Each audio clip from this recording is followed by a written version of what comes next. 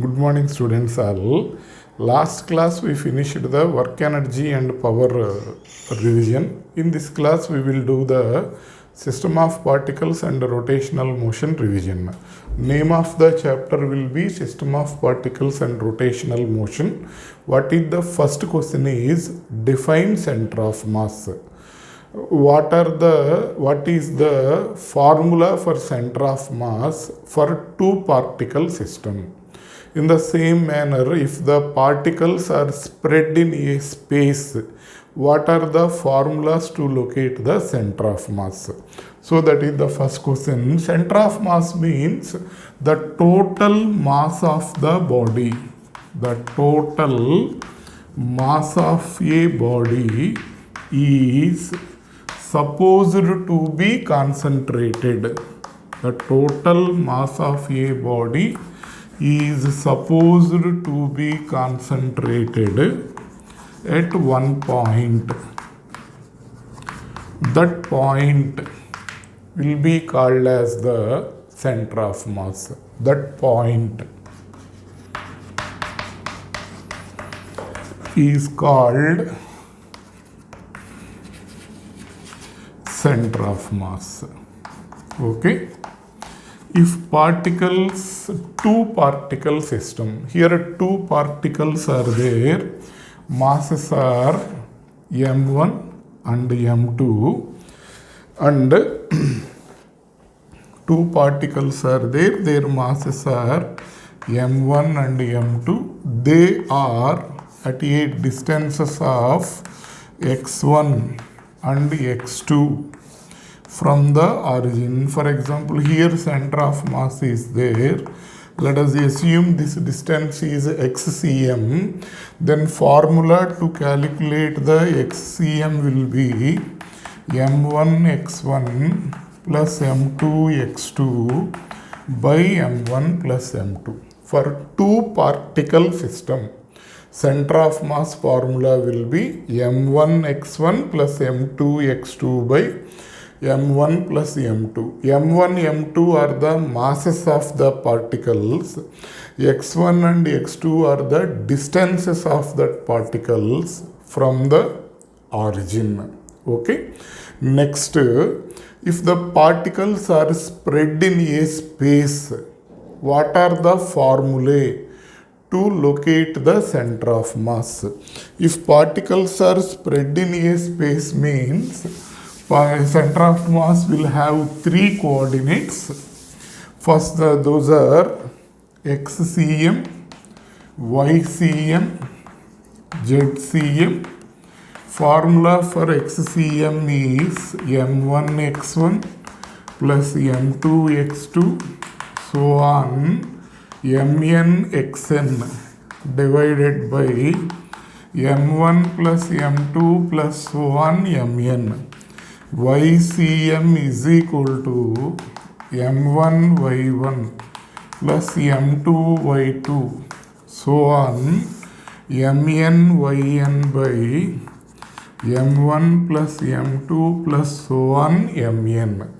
zcm is equal to m1 z1 plus m2 z2 so on mn zn divided by m1 plus m2 plus so on mn. If particles are spread in a space, center of mass is having three coordinates. Those are xcm, ycm, zcm. These are the formulas for the center of mass. Next, 1 mark questions will be there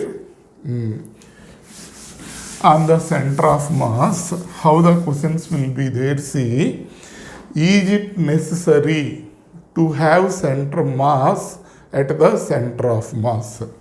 Is it necessary to have mass at center of mass? Means at the center of mass of there will be any mass particles, is it necessary or not? may or may not be. Mass may or may not present at the center of mass. For example, if you take one rectangular plate at the point of intersection of, for example, you take this pad, this is the rectangular surface. Center of mass will be here. Okay, here mass particles are present. Take one circular ring. Here there will be no mass particles, but center of mass will be located here. So, mass may or may not present at the center of mass. Is it necessary to have the mass at center of mass? So, answer will be no, no need. Okay, mass may or present, may not present at center of mass. Next, is center of mass should be located within the body. Or give one example.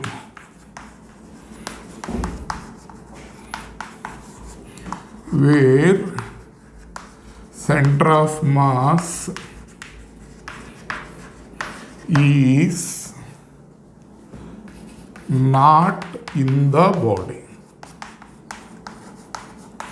For example, you take one wire. Its center of mass will be here. It is in the body only. You bend the wire like this in the form of a semicircle. Then center of mass will be here. That is not there in the body. For example, it is a wire. Is it visible? Its center of mass will be here. I bent the wire like this. Where center of mass will be there? Here. So center of mass, give an example. Where center of mass is not in the body means semicircular ring, half ring, semicircular ring. Here center of mass will be there. There will be no, that will be not there in the body. Like that, questions will be there. Next, after finishing of that, what are the differences between center of mass and center of gravity? Write the differences between center of mass and center of gravity. Okay. First point, total mass of the body is supposed to be concentrated at one point. Then that point will be called as the center of mass. The total mass of the body is supposed to be concentrated at one point. That point will be called center of mass. The total weight of the body is supposed to be concentrated at one point. That point will be called as the center of gravity. Okay. For small bodies, for regular bodies, center of mass, center of gravity will coincide. For large bodies, take a big hill. For its center of mass and center of gravity may not be at the same location. Take a train. It is having some 15-20 bogies. For that, center of mass and center of gravity may not be at the same location. For small bodies, center of mass coincides with the center of gravity. For very big bodies, center of mass will not coincide with the center of gravity. Okay, this is the differences between center of mass and center of gravity. Okay, this is about the center of mass part. Next, 1 mark questions and 2 marks questions will come in the examination. And next, second question, relation between linear acceleration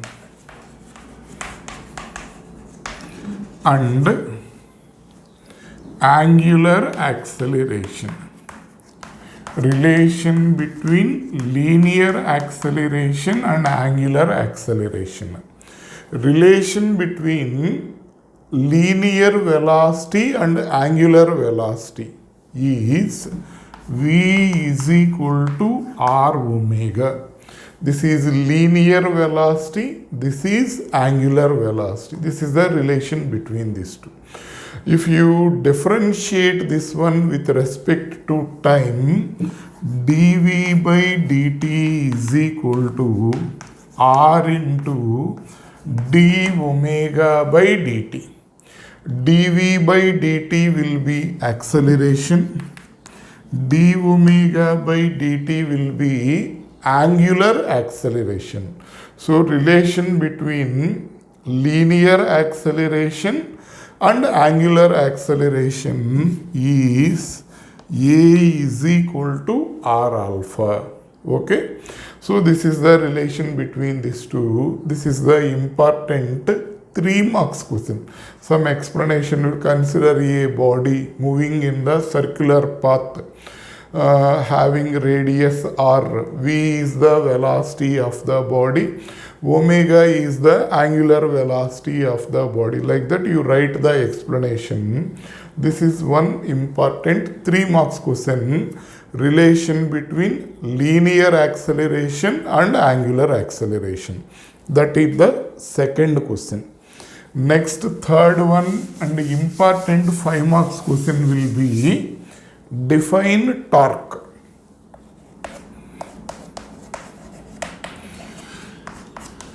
Define torque and derive the relation between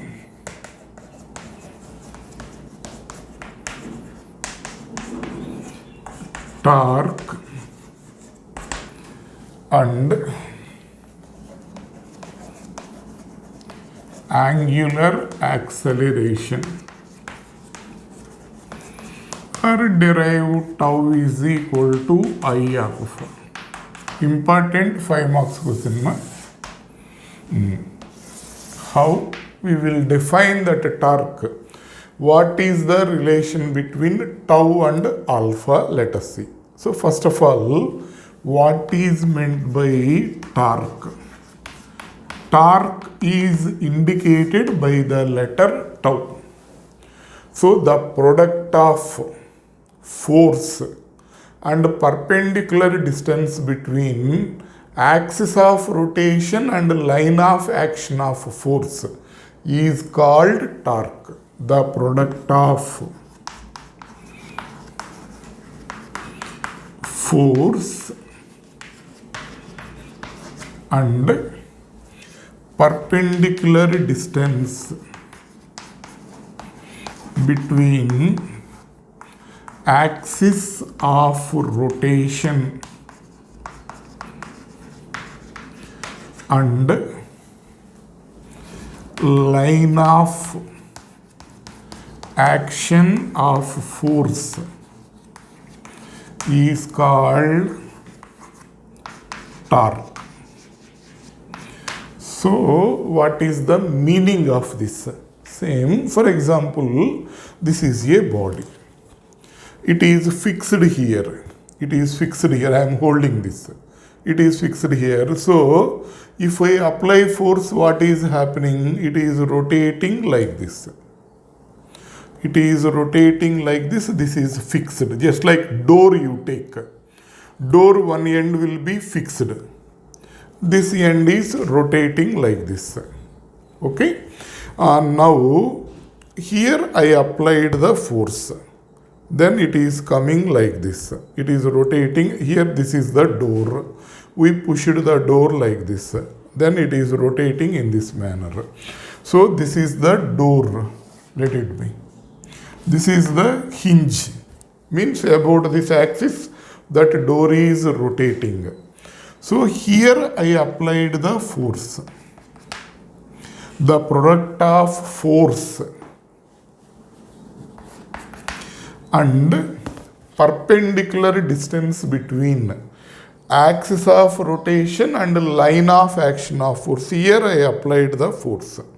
This perpendicular distance. Here I applied the force. This perpendicular distance. Perpendicular distance between axis of rotation and line of action of force. This distance. That will be called as the torque. Mathematically, tau bar is equal to R bar cross F bar. So this value, magnitude of the torque will be RF sin theta. If theta is equal to 90 degrees, in this case, here I applied the force. This is like this, this is like this. These two are in perpendicular. Force is in this direction. R is in this direction. The angle between these two will be 90 degrees. In that case, tau is equal to RF. Then, what is the relation between torque and angular momentum? Okay, for this, I will take the relation between angular momentum and linear momentum. Relation between angular momentum and linear momentum, L bar is equal to R bar cross P bar. L bar is equal to R bar cross P bar. That is the formula for angular momentum, or relation between angular momentum and linear momentum. Okay, I am differentiating this one.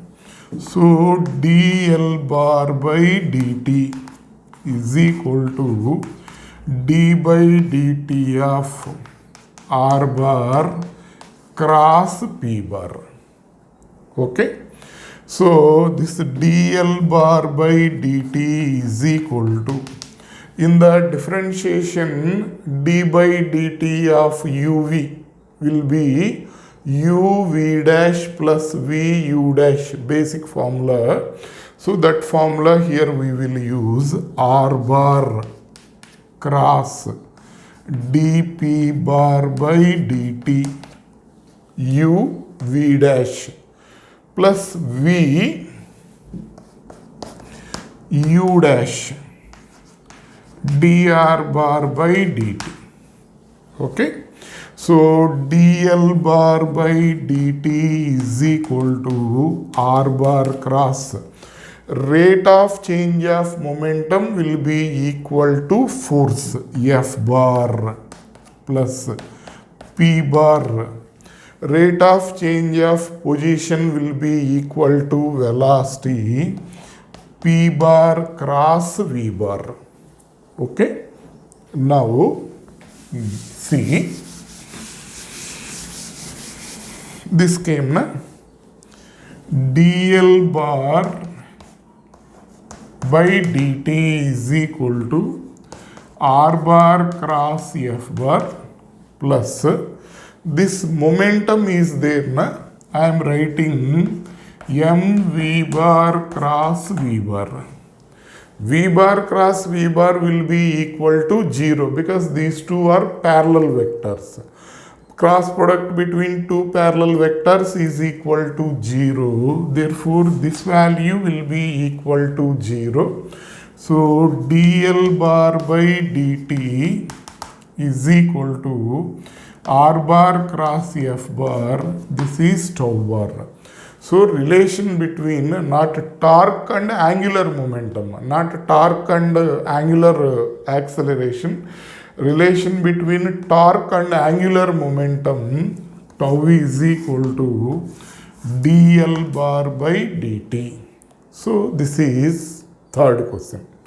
Okay. Next, after finishing of this, on the moment of inertia and radius of gyration, some basic questions will be there. Then what are that questions? See. So, moment of inertia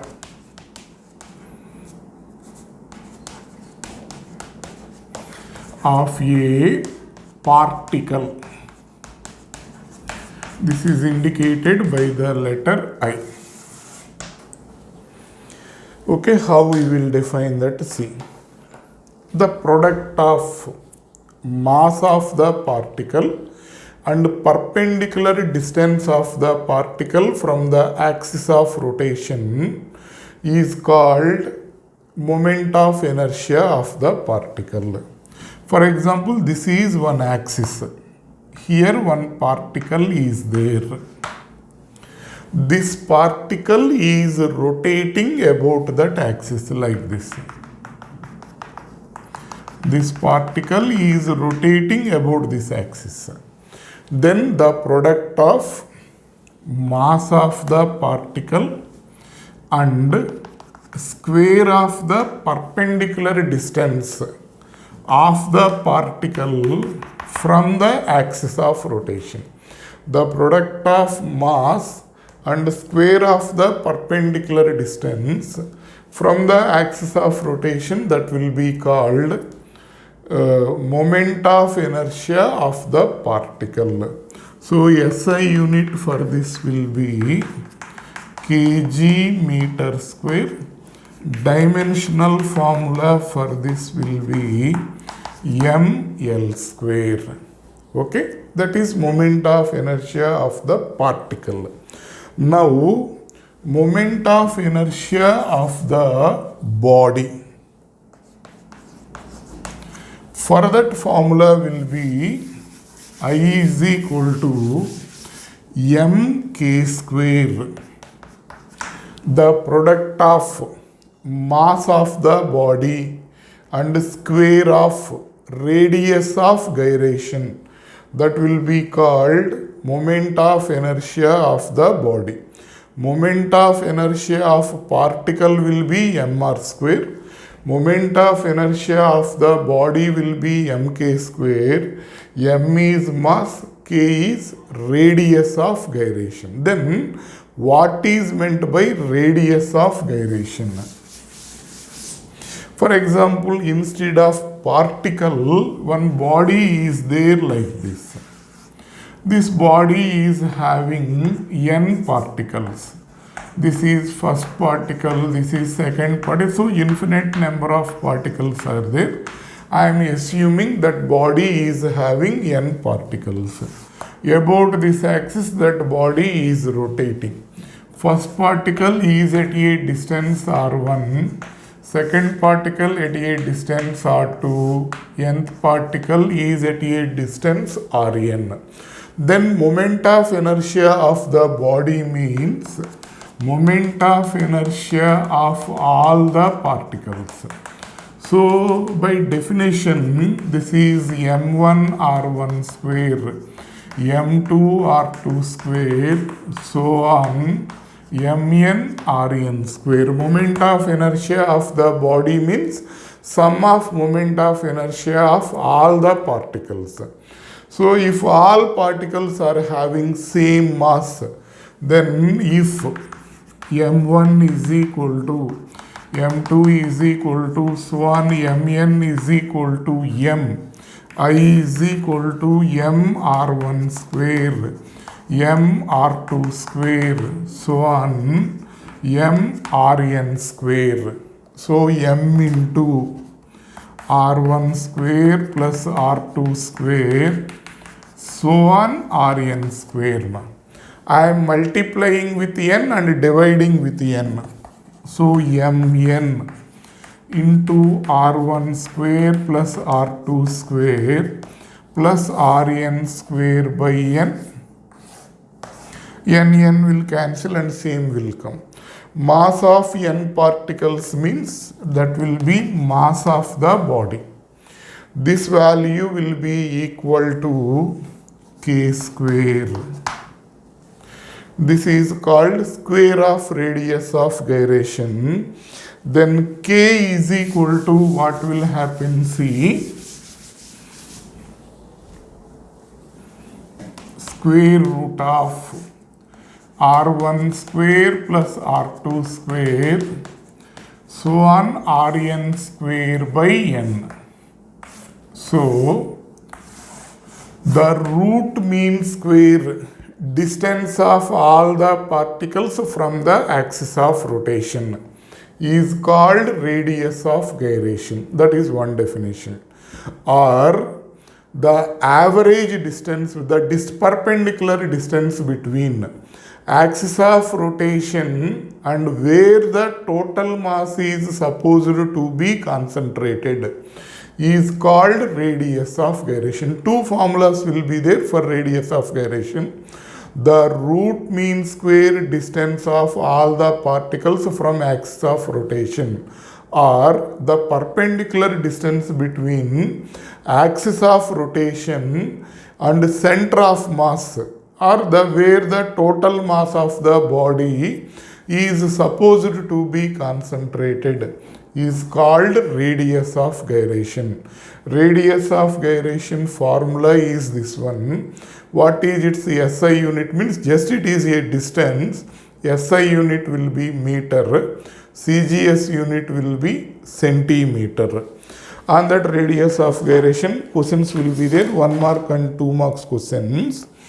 Next, parallel axis theorem, perpendicular axis theorem, and kinetic energy of a rolling body. With that, this part will complete. Now, parallel axis theorem. Next, perpendicular axis theorem. What is the use of these theorems?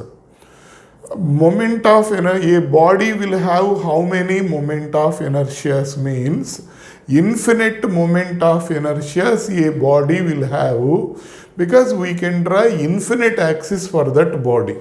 For example, it is a body, rectangular lamina it is, because mass is uniformly distributed, and this is a rectangular shaped body, this is a rectangular lamina. This rectangular lamina means this body will have how many moment of inertia? Infinite number of moment of inertia. Why? This body may rotate about any axis, about this axis. This will be y axis, it is rotating. This is x axis. About this it may rotate. So about this axis it will have some moment of inertia. If it is rotating about this will be z axis. So like this it is there, na? It is rotating like this. About z axis it is rotating. About this it may rotate. About this it may rotate. About this axis it may rotate. When axis changes, k value is changing, automatically moment of inertia is changing. So any body will have infinite number of moment of inertia because we can draw infinite axis for that body. Now, parallel axis theorem, perpendicular axis theorems are helpful to find the moment of inertia. Already if we know moment of inertia about some axis. Clear? For example, it is a body. This is its center of mass. Every body will have center of mass. Moment of inertia of that body about the axis passing through center of mass we know. Moment of inertia of this body about an axis passing through center of mass we know that. Let that will be Ig. Now I want to find moment of inertia of this body about a parallel axis for this axis. Let it will be I. Then moment parallel axis theorem is saying I is equal to Ig plus mr square, where r is the perpendicular distance between the two axes. See how it will be there. This is an axis passing through the center of mass. About this axis, I know the moment of inertia of this body. Okay. about this axis. This body is having some moment of inertia. Now, about this axis, this one.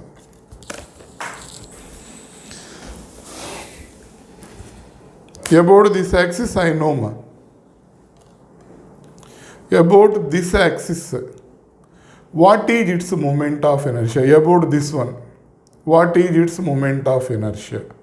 Means, with respect to this axis, how some moment of inertia will be there, na?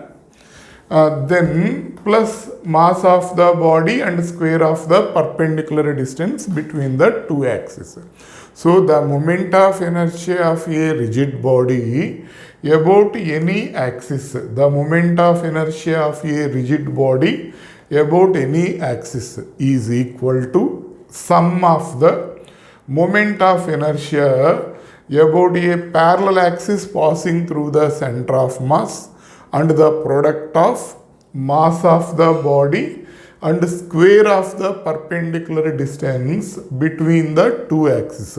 The moment of inertia of a rigid body about any axis is equal to sum of the moment, sum is equal to sum of the moment of inertia about a parallel axis passing through center of mass and the product of mass of the body and square of the perpendicular distance between the two axes.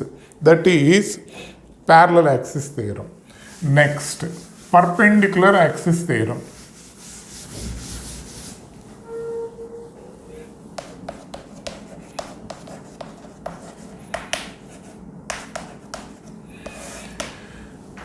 I know the moment of inertia of a body about x-axis.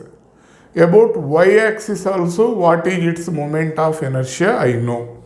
Then about z-axis, its moment of inertia will be equal to sum of that moment of inertia. Okay, this is a body. This is x-axis, all of you know. About this axis, if it is rotating like this, about this axis it is having some moment of inertia. Okay. Next, about y-axis, this is y-axis.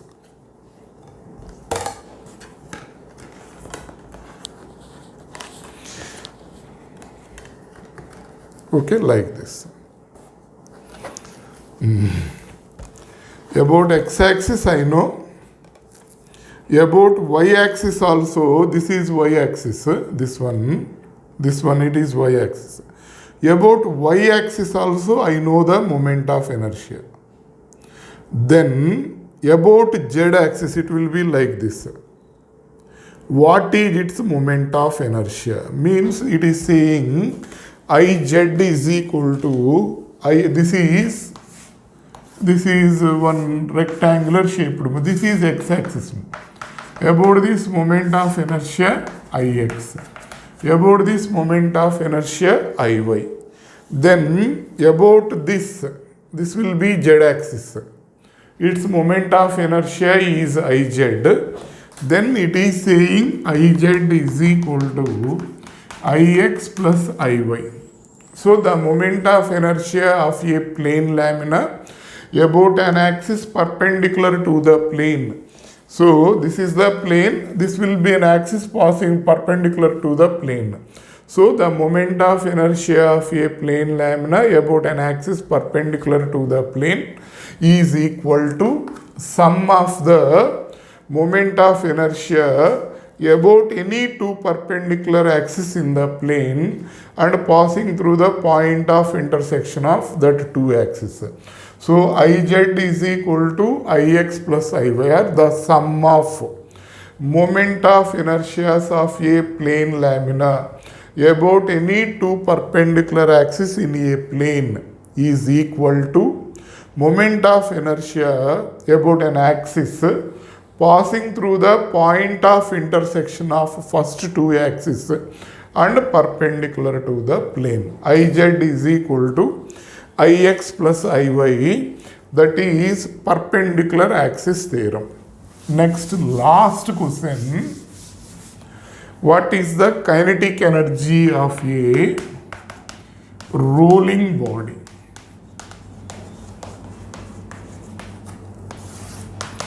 A sphere is there.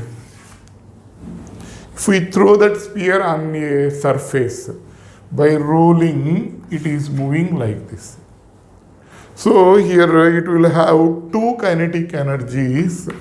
One will be translational kinetic energy.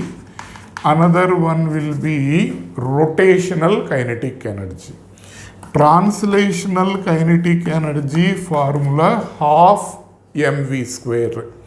Rotational kinetic energy formula half I omega square. So this is half mv square plus this is moment of inertia formula mk square. Omega value will be v square by r square. If you take half mv square common, it will be 1. It will be k square by r square. So total kinetic energy of a rolling body is half mv square into 1 plus k square by r square. So these formulas, these questions are enough in the rotational motion. Just revise all the questions, that is enough. In the next class we will do the gravitation revision. Today we will stop now.